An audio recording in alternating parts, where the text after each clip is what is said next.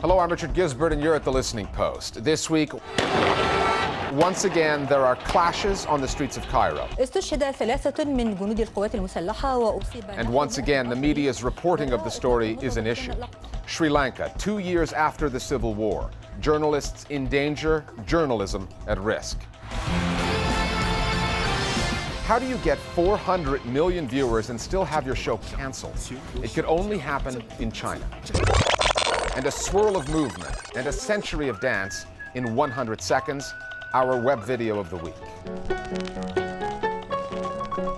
The French have a saying, plus ça change, plus c'est la même chose. It means the more things change, the more they stay the same. 8 months ago, Egypt underwent a revolution. Cairo was a battleground. The media, both mainstream and social, were the messengers, and the Mubarak government fell. Among the changes Egyptians hoped to see were in the country's news outlets, especially the state broadcaster. However, as the army and hundreds of largely Christian protesters clashed in the capital on October 9th, the coverage on Al Masriya, the state-funded channel, was less journalistic than it was propagandistic. There was one difference. 8 months ago, state media owed its allegiance to the Mubarak regime. Now it answers to the Supreme Council of the Armed Forces, Egypt's military rulers. And even before the sectarian clashes occurred, there were journalists in Egypt saying the government control of the media is worse now under the military than it was under Hosni Mubarak. Our starting point this week is Cairo.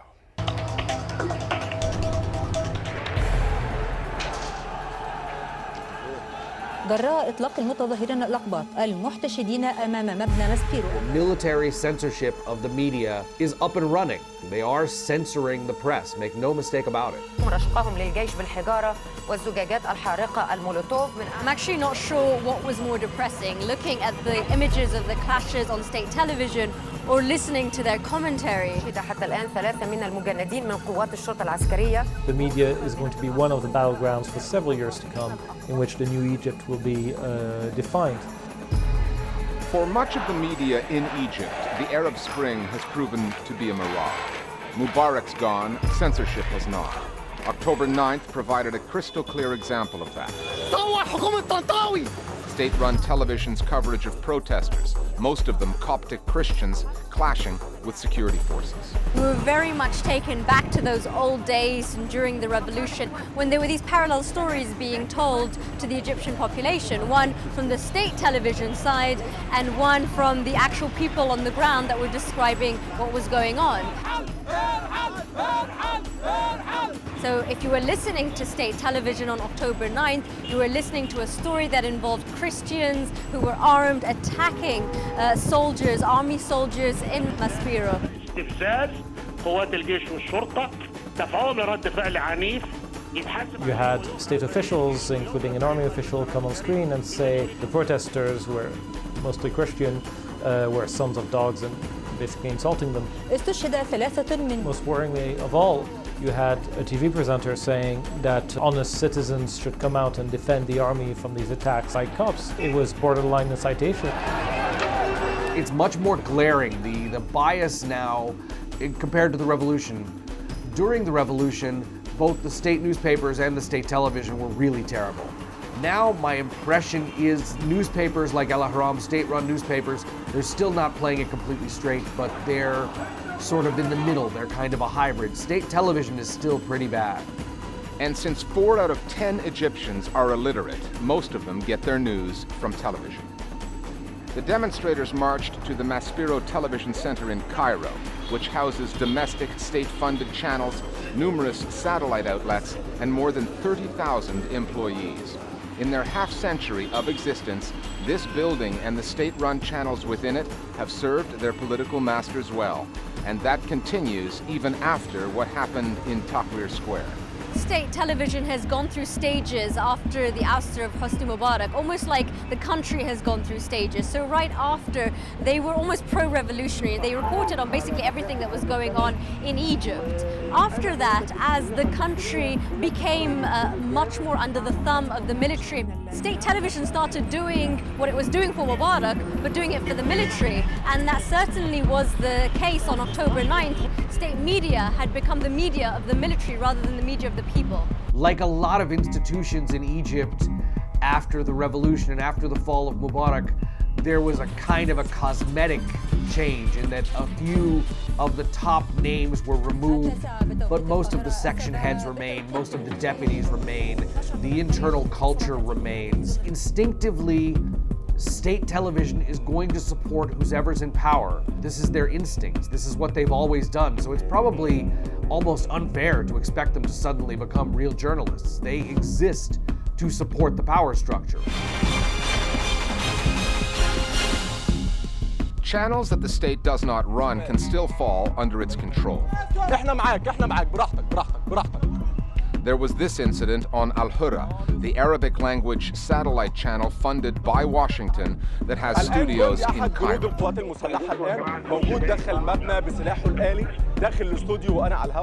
What this video shows is really quite striking. Is in a country that is supposed to have gone through this democratic revolution, it shows a presenter on a live show panicking as soldiers enter his studio. You never see the soldiers, you really don't hear from them. You just have this one anchor kind of reacting to what seems to be total chaos on the other side of the camera. He says, I'm sorry, members of the armed forces have entered the studio. He keeps telling, presumably he's telling the soldiers who you never see, I'm Egyptian, I'm on the air and I'm Egyptian. He's telling them, calm down, look wherever you want, because apparently they begin searching the studio, ransacking the studio. There was a similar raid on 25, another Egyptian satellite channel. Audiences saw nothing, but they could hear a traumatized journalist and some kind of commotion. Newspapers, too, have complained of censorship, some in symbolic ways. Al Tahrir, a paper born in the revolution's wake, has published blank pages as an act of protest. First the revolution, then the reforms. That's what the protesters in the square wanted. October 9th was a reminder, as if one was needed, that the job is half done. And the real test of media freedom, the election, is 1 month away. The way that state television covered the October 9th events is not a good sign for the upcoming elections. It's very clear that they have a stance, that they are not the broadcasters of the people, that they are the broadcasters with a message, and that message is coming from the military. Elections are times of tension. There might very well be violence, there might be different sorts of things that the government may not want to get out. And the pattern so far is that if the government feels embarrassed by something, by an image, by a video, then it tries and blocks it. We'll see how much access journalists are given. We'll see how much harassment they have to go through in order to do their jobs. But I am expecting these elections to be better than the last one, but they might not be great. We'll see. Our Global Village Voice is now on the latest developments in the media story in Egypt. While Egyptian state TV was spewing what I can only describe as sectarian incitement, many of us on Twitter were following the voices on the ground instead, putting the eyewitness stories together and contrasting them with what was being aired on Egyptian TV and radio. I can only come to the conclusion of a very clear and orchestrated attempt to stoke up sectarian violence in Egypt. And many of the hosts who were on air on that time were asking the Egyptians, come on Egyptians, we have to go and protect the military police who are being attacked right now.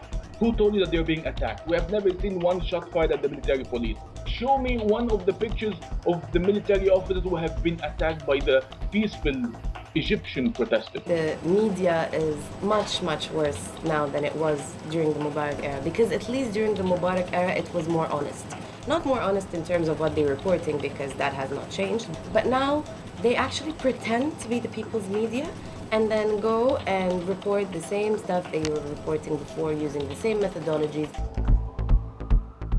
If you've got an opinion on the news media that you'd like to get on the air as one of our Global Village Voices, we suggest you join the thousands of our viewers who already follow us on Facebook and Twitter. They go to those sites to find out what stories we're working on so they can weigh in, or you can just get in touch with us via email. We're at listeningpost@aljazeera.com. Time now for Listening Post News Bites. Fox News, the American right-wing news channel, recently celebrated its 15th birthday by bringing its president, Roger Ailes, and its owner, Rupert Murdoch, onto its morning talk show, Fox and Friends. Good morning, guys. The two men were asked what made them think at the outset that the channel would succeed. I just had a hunch that, you know, there was a room for another point of view and another service. But when I don't like monopolies when I see them. Fox's older conservative demographic was not very well represented at the Occupy Wall Street protests, where demonstrators gave Fox anchor Geraldo Rivera, whose real name is Gerald, by the way, an earful. So, Tavis, this is the point. The movement is demonstrating against the uneven distribution of wealth and the influence that corporations like Murdoch's News Corp have on U.S. politics. Fox wasn't the protesters' only media target, though. Last week, we reported on what some felt was a snide tone in the coverage of the movement right across corporate media in the U.S. CNN business correspondent Alison Kosick has since proven their point. When asked on Twitter about the protests, Ms. Kosick tweeted, "Bang on the bongos, smoke weed." She later deleted that tweet, but responding to someone else on Twitter who suggested that the movement should protest debit card fees, she tweeted, "The list of wines is too long already." Ms. Kosick is identified as a CNN business correspondent, not as an analyst nor a commentator. When asked to respond to her tweet, CNN said in a one-line statement that Allison regrets what she said. However, Balloon Juice, a U.S. political blog, observed that one of the functions of the protests is to bait the establishment into a telling reaction. If so, CNN and its business correspondent played right into their hands. In any other country, producing a TV program that attracts 400 million viewers would land the program's makers in the Broadcasting Hall of Fame. But we're not talking about just any country. We're talking about China. Producers at a channel called Hunan TV have reportedly been forced to drop Supergirl, sort of a Chinese version of the Pop Idol franchise. The official reason given was the series' 3-hour finale, which aired this month, broke a regulatory rule that forbids entertainment programming from running for longer than 2 hours.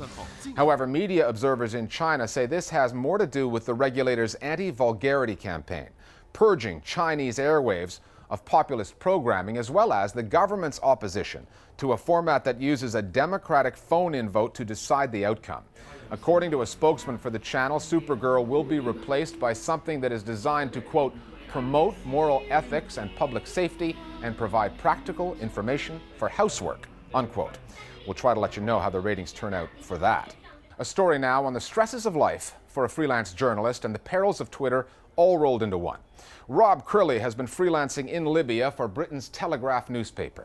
He says that he filed a story reporting that the country's National Transitional Council had not decided on certain policies yet, and that the story was edited and rewritten to something more along the lines that the new Libyan government refuses to work with Western governments. The change, he says, was made by a desk editor named Neville Dean. Mr. Crilly tweeted that to the editor at the Telegraph, Tony Gallagher. "Neville Dean has twisted my copy beyond all recognition. I want you to sack him." He followed it up with tweets like, "I hate being a freelancer when you've got to suck it up. In reality, people like Neville Dean make you lie anyway." The tirade would have been bad enough had it only been seen by Mr. Crilly's 8,000 followers on Twitter, but the feed was automatically picked up by the Telegraph's webpage, hiking its exposure up to 2 million readers. For the record, there were 2 more tweets that used a 4-letter word that is so bad we can't even tell you what letter it starts with. It's been just over 2 years since Sri Lanka's Sinhalese-led government declared victory in its 26-year-long civil war with the separatist forces of the Tamil Tigers. During the decisive stages of that fighting, the government denied the media access to the war zone, and it told its citizens, "You are either with us or against us in this fight." Since the end of the war, the government has maintained that for us or against us approach, particularly in its dealings with the news media. And journalists still investigating the story of the war, or even looking into more mundane stories alleging government corruption or wrongdoing, find themselves working in dangerous territory. The Listening Post's Meenakshi Ravi now on the media environment in post-war Sri Lanka. May 2009. Sri Lankan President Mahinda Rajapaksa announces in Parliament that the 26-year-long civil war is over.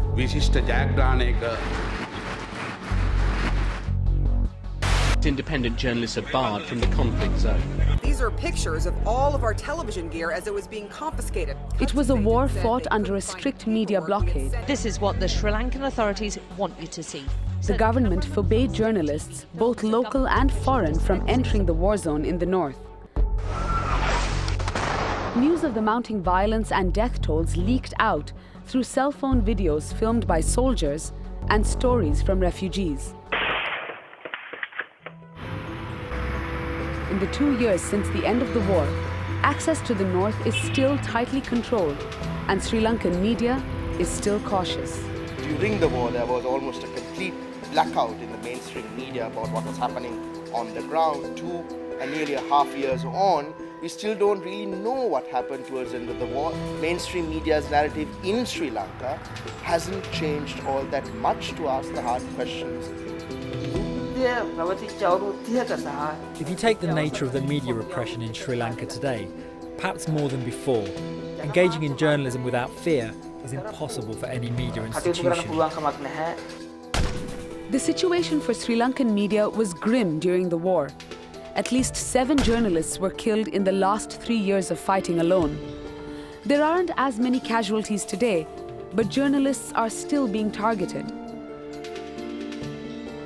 Prageet Eknaligoda, an online cartoonist, was investigating allegations that government forces used chemical weapons against the Tamils.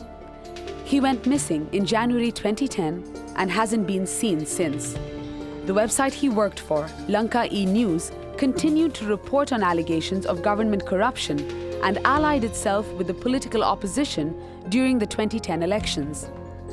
The website's editor, Bennett Rupasinghe, was arrested in March this year on charges of harassment. He said there had been threats against him for a while. And then in July, another news editor, Jnanasundaram Kuhanathan of the Udayan newspaper, was targeted. He faced a brutal attack, and he's still receiving medical attention for that. In this incident, or even in the incidents before this government has been unable to bring anyone before the law and punish them.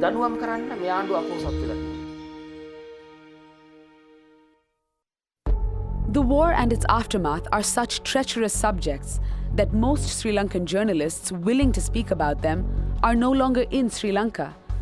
And even when speaking from a distance, they ask us to hide their identity and their voices. There were a handful of journalists who tried to expose what was happening on the war front, really to tell the truth about what was happening on the war front, and also to initiate a dialogue about a solution to the ethnic divide where everybody can share power. There's not many there now. Either they were killed or threatened into leaving. There's a very high degree of self-censorship. There's still a culture of fear that pervades mainstream media. There's still a culture of anxiety that prevents, I think, most of the broadcast and print media in this country from going into issues that they fear might bring them harm or hate. The Sri Lankan government has... That leaves the reporting of sensitive subjects to foreign news outlets. Sri Lanka is a very beautiful place, and that is the image its government would like you to remember. Britain's Channel 4 has been prominent with its coverage, investigating alleged executions carried out by Sri Lankan soldiers and broadcasting the controversial documentary, Sri Lanka's Killing Fields. This idea that what happened in the north was a very clean humanitarian operation is being questioned because of the Channel 4 documentary. It had a big impact.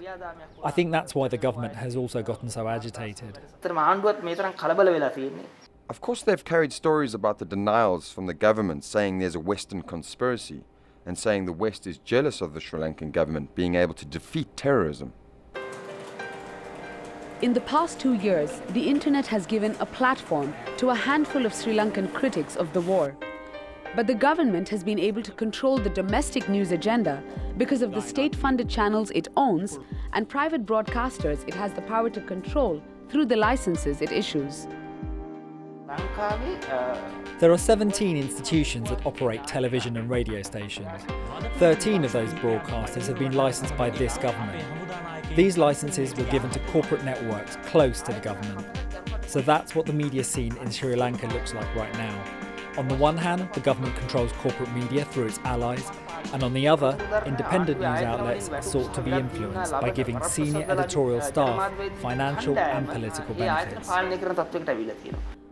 We spoke with Rajiva Vijay Sinha, a Sri Lankan MP and President Rajapaksa's advisor on reconciliation.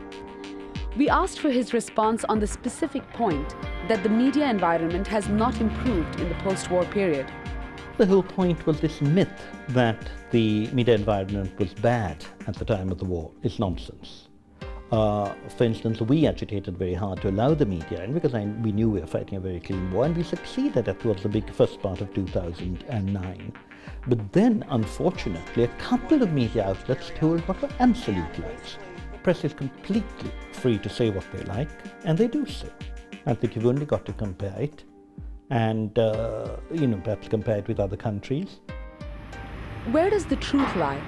Perhaps in the carefully chosen words of ordinary Sri Lankans, who we found were unwilling to talk to us about the media, except in the most general terms. With news, we don't get to see a balanced analysis most of the time. That's the biggest problem. Some of the media keeps us informed, and others don't. If they tell us what's going on in the country, that's all we want. That is what would be good for the country. That's Sri Lanka in 2011. News consumers reluctant to discuss the state of their media.